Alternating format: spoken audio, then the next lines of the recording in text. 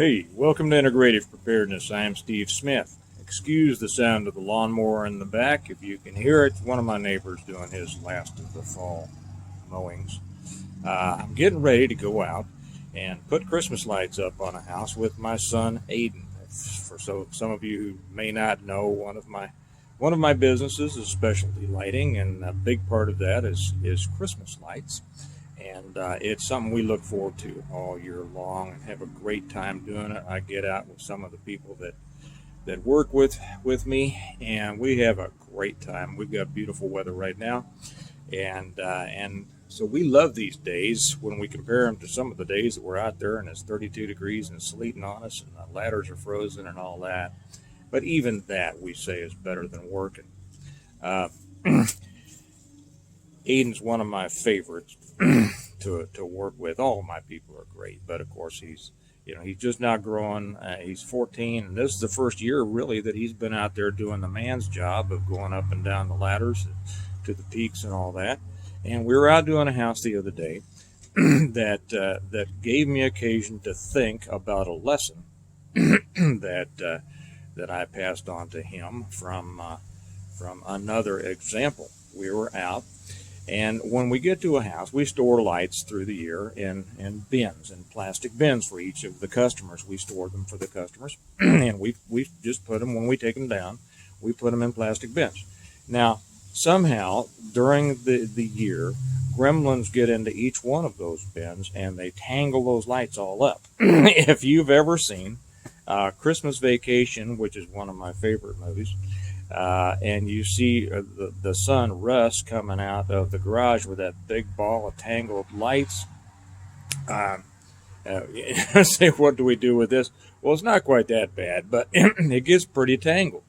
And we've tried everything, and I know if there's anybody out there with advice, I appreciate it. But I've tried everything. We try put them on spools, we try folding them, whatever. But the thing is, we take them down as neatly as we can. We put them in the bin, and then we put them in there until we check them for the next year to go put them back up.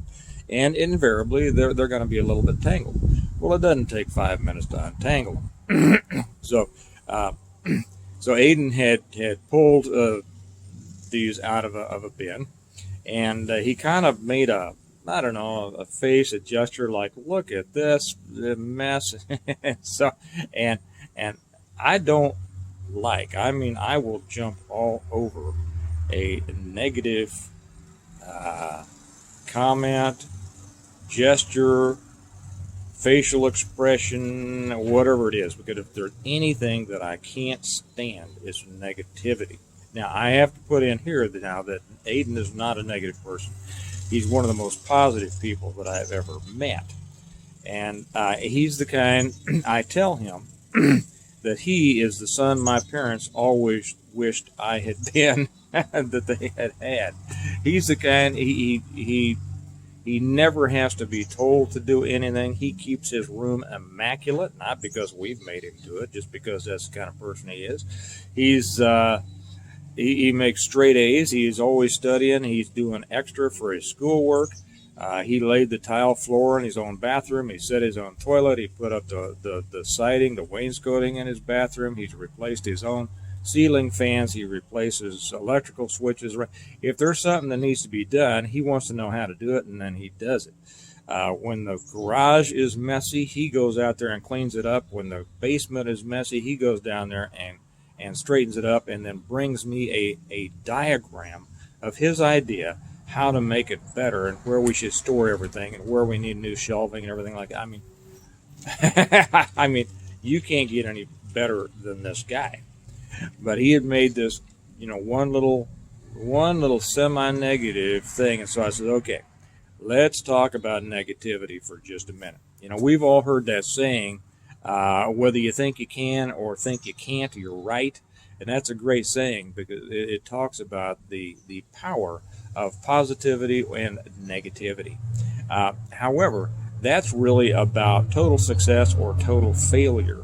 And it has to do mainly with the individual. If you think you can do it, you're going to do it. You're going to find a way to do it. And if you let those negative thoughts creep into your mind and say, I don't think I can do that, well, you're going to find a way not to do it, okay? Because you've already set the the stage for the excuses to come in on why you can't do it. Negativity, just a negative thought pattern, behavior, words, whatever like that, is worse than that in my opinion, because it doesn't just affect the person themselves, it affects the group within which they're working, whether that's a pair, whether that's a team, it doesn't make any difference. Uh, it's an insidious little poison.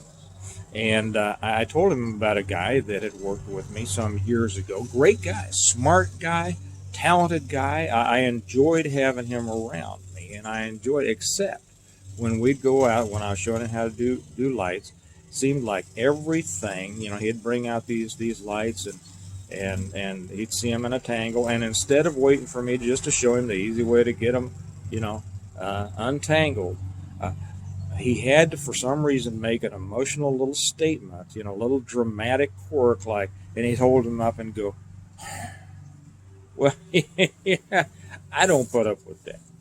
And I would go, what's with this? Are we in drama class, or what is this? That is nothing more than a tangled bunch of Christmas lights with which we have to deal before we do our job. So let's get at it, and I'll show you how to do it.